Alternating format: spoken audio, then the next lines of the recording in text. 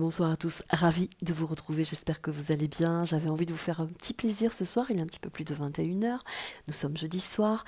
J'avais envie d'ouvrir quelques oracles différents de ce que nous faisons d'habitude pour quelque chose de plus léger, plus doux, plus tranquille, plus de solarité aussi, peut-être dans les énergies. Deux oracles pour regarder la météo de vos signes à travers l'été. Donc ce sera un petit horoscope de l'été pour vous dans vos signes, avec l'oracle thérapeutique d'auto-guérison qui est très beau, et l'oracle du tambour qui est magnifique aussi. Voilà, quels sont les messages pour votre signe par rapport à cet été?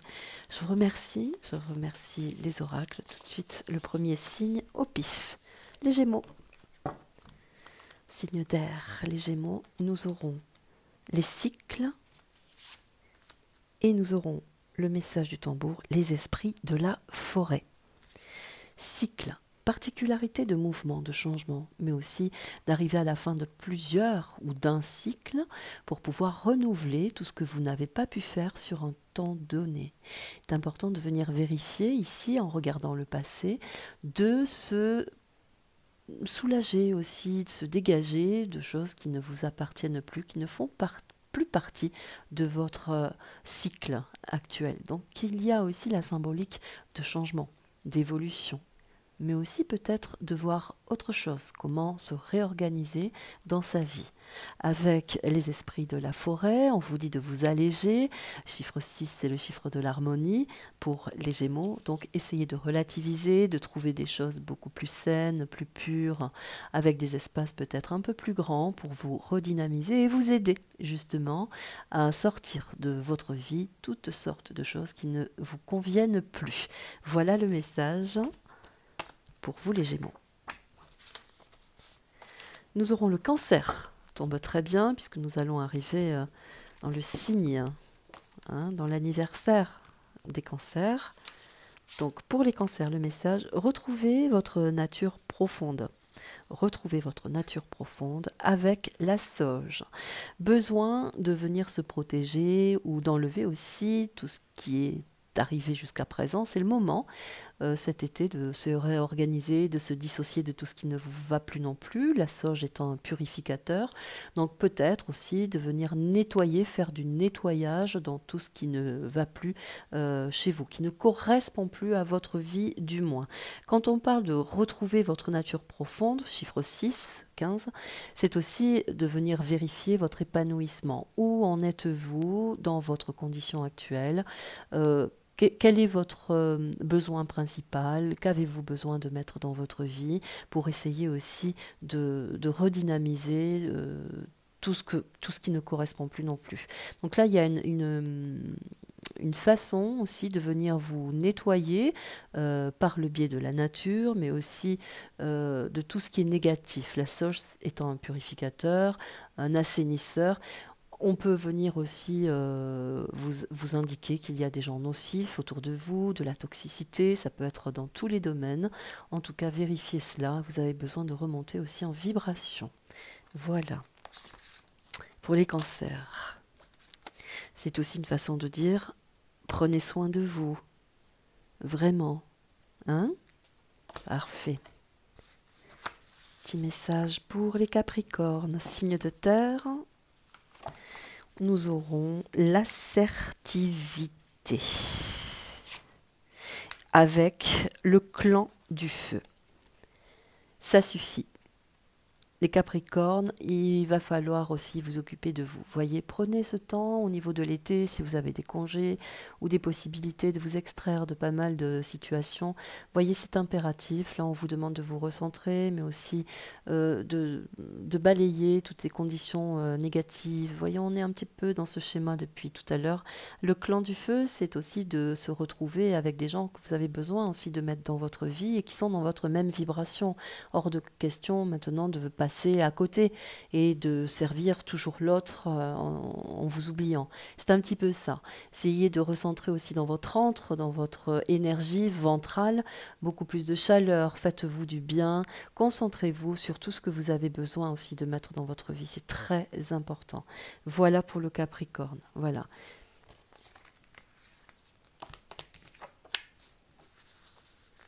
Nous aurons les balances. La balance, le rejet. Balance, le rejet.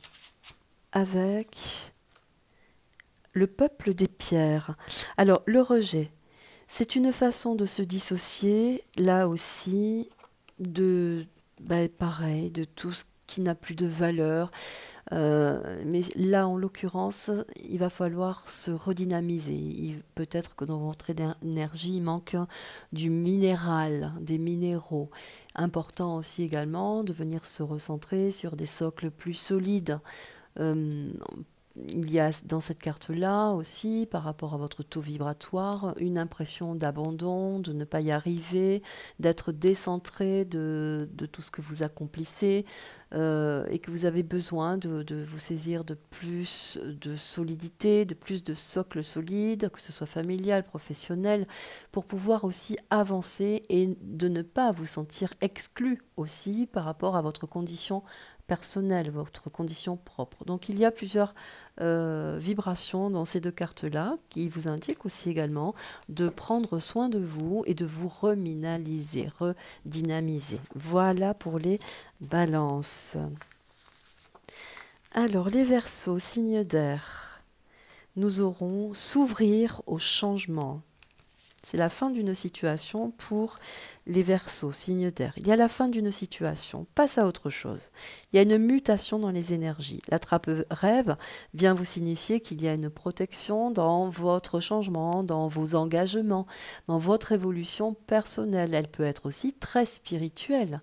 Il y a là une autre condition pour les Verseaux de dynamiser une autre façon aussi d'engager sa vie, son alimentation, son harmonie, son aspect familial, sociétal. Il y a beaucoup de conditions dans ces cartes-là, car le chasse-rêve, lui, avec ses plumes multicolores, mais aussi son cercle, il a la symbolique de venir se saisir, de venir happer toutes les conditions qui pourraient vous heurter à des complications.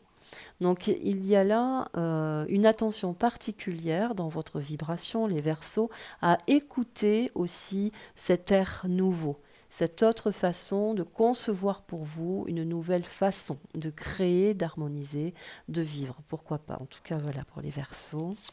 Très belle carte aussi.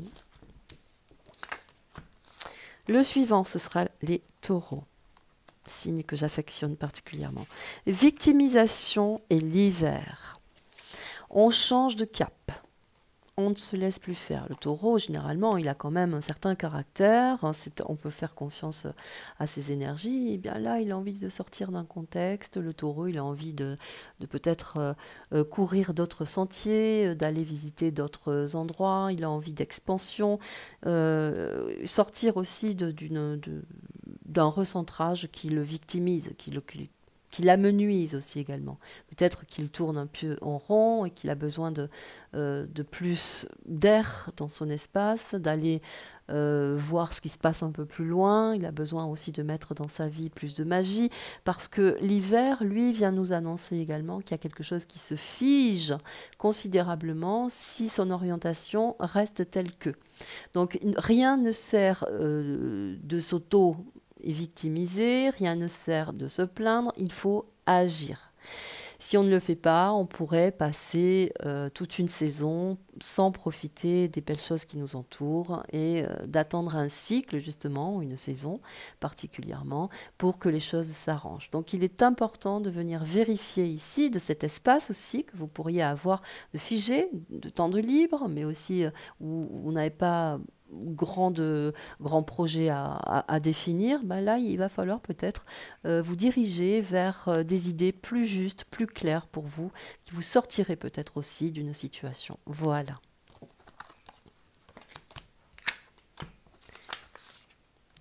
La Vierge, bienvenue aux Vierges. Je suis Vierge, donc j'en profite aussi pour envoyer d'énormes bisous à toutes les Vierges.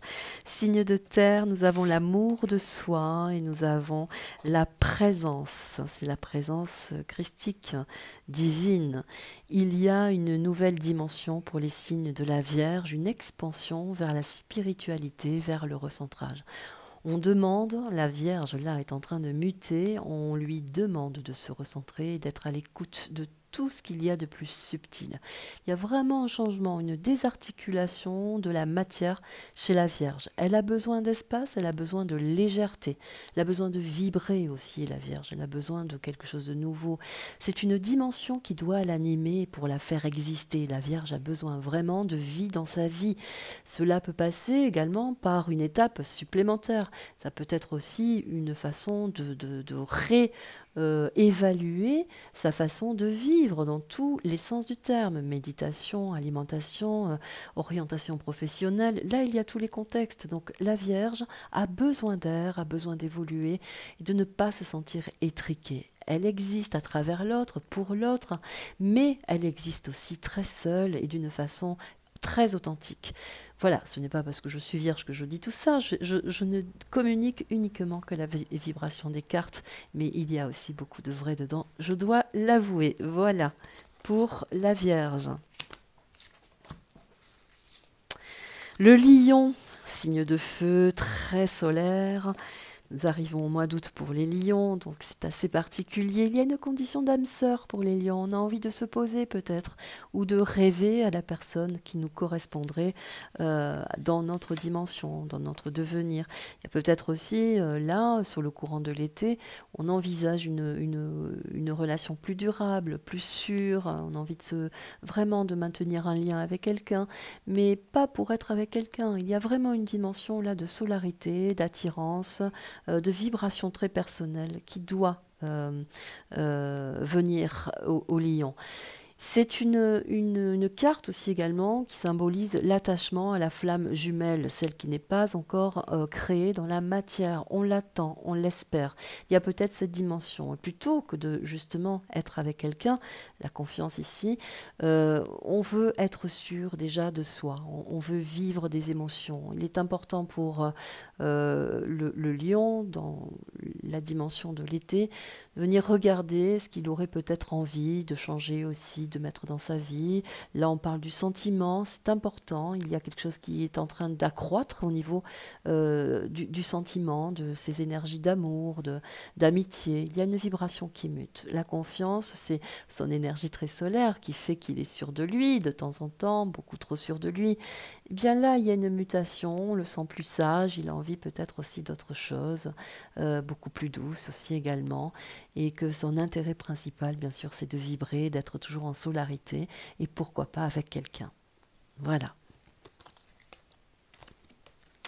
Pour le lion, nous aurons ensuite les poissons, signe d'eau, le poisson humaniste dans l'âme, le poisson. Quel est le message? Nous aurons l'amour pour les poissons avec la compassion. Le poisson, il a cette vibration très forte, hein, d'être dans l'empathie, très humaniste, on le disait, l'amour. Il est véhiculé par ça. Habituellement, le poisson est quelqu'un de très solaire, de très dynamique, qui peut être aussi très romantique, et avoir un côté un peu flou aussi, un peu futile, où il est insaisissable, on ne sait jamais trop comment on pourrait l'aborder, le cerner.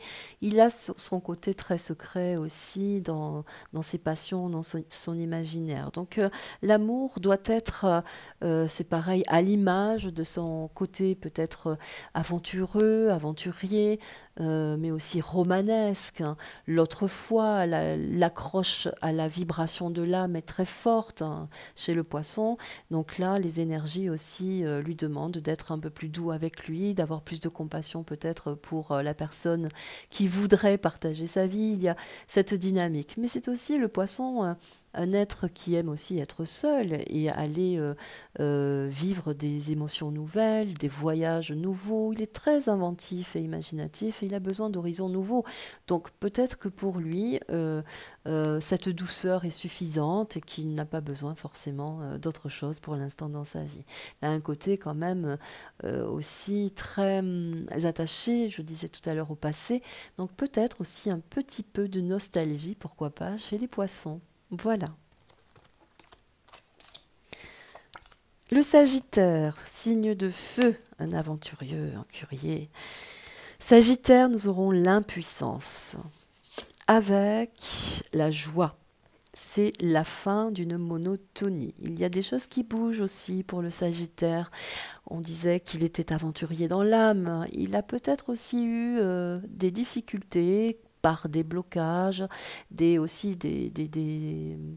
aussi à un moment où il n'a eu envie de pas grand-chose et que là, un déclic se fait. Le courant de l'été est peut-être aussi salvateur, porteur de quelque chose de nouveau. Avec la joie, il y aura une rencontre ou aussi une satisfaction. Ça peut être dans tous les domaines aussi également, puisque nous parlons d'une vibration générale.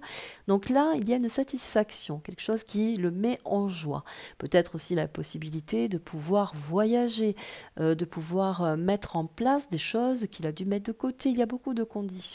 Donc là, on se retrouve, on se recentre, on a envie d'engager d'autres possibilités pour son devenir, pourquoi pas dans tous les domaines aussi également. Très belle vibration pour le Sagittaire. Nous aurons les béliers. Je pense à ma fille, à mon frère qui est bélier aussi également. Bas les masques, les béliers, les masques tombent, on se laisse aller à l'amour. Petite dédicace à mon frère qui vient de rencontrer quelqu'un. Donc, eh bien, écoute, bas les masques, là, on se dévoile, on est authentique, on a envie de se laisser porter par un amour sincère, ça vibre, on est dans l'exaltation, les béliers, et on a envie de devenir, on a envie de changer, on a envie de dimension au niveau du cœur. Ça tape fort. Il y a une condition vraiment envoûtante dans ces cartes-là. On est envoûté par cette personne qui arrive là dans nos vies et qui nous fait muter, changer, qui nous désorganise. Donc là, il y a une vibration très très belle où on fait tomber le masque, c'est-à-dire on fait tomber toutes nos fausses idées, nos fausses croyances et on se dévoile à nous-mêmes. On se rend compte de cette possibilité aussi d'engager un amour vrai, pur, authentique, sincère, sans aucune barrière. Et c'est peut-être aussi la condition qui faisait peur, condition qui faisait aussi ne pas être soi. Alors bien sûr, là, on parle du bélier accompli dans sa maturité sentimentale. Ma fille est un petit peu jeune, mais quoique, elle pourrait aussi, enfin pour ceux qui sont plus jeunes, ouvrir d'autres possibilités dans la créativité. Le cœur, c'est la création, c'est ce qui nous fait du bien. Donc pourquoi pas aussi éprouver une joie immense à l'idée de rencontrer autre chose. Voilà, en tout cas, très très belle carte pour le bélier. La dernière, ce sera le scorpion, c'est mon autre fille. J'embrasse très fort, bien sûr, mes filles. Alors, pour le scorpion, nous aurons, soyez attentifs aux signes. Je le lui dis tout le temps, mais c'est aussi ma sœur. Ma sœur est scorpion. Ma sœur et ma fille. Donc, voilà, pour les scorpions, soyez attentifs aux signes. Il se passe des choses. Accompagné de la plume du hibou, il y a une caractéristique quand même de, on va dire, de côté sombre, de côté noir. Mais c'est pas que ça, c'est les signes de la nuit. On perçoit, on entend, il se passe des choses dans l'inconscient aussi du signe, des vibrations subtiles, des connexions avec aussi des dimensions supérieures, pourquoi pas. On peut recevoir aussi des signes de l'au-delà. Le scorpion, il a cette tendance aussi à aller dans les profondeurs de ses eaux pour pouvoir remonter, donc il a un côté un peu sanctionnable, il se flagelle un petit peu de trop, il s'automutile dans l'âme quelquefois. Et bien là, on lui dit attention, tu dois changer, tu dois muter, tu es aidé. Tu auras toujours un éclairage, un éclaircissement, une aide aussi. Il y a une mutation dans les énergies du signe du scorpion. Voilà un petit peu pour le signe. Alors ma fille, elle vit un petit peu la nuit aussi, elle aime sortir, elle aime tout ça, donc il y a cette condition, mais là c'est plus dans l'âme, c'est plus dans l'esprit. Donc il y a véritablement une nouvelle énergie chez le scorpion où on s'épanouit, on s'ouvre à d'autres dimensions. Il y a vraiment un éclairage plus subtil pour le scorpion. Voilà. Mais écoutez, c'était plutôt bien, c'était plutôt beau. Je trouve ça plutôt intéressant quelquefois de se laisser porter à une méditation particulière autour des oracles. J'ai été ravie de profiter de ce petit espace-temps, petit espace autour des oracles pour rentrer dans de nouvelles énergies. Je vous embrasse très fort, prenez soin de vous. Je vous dis une belle nuit. Au revoir.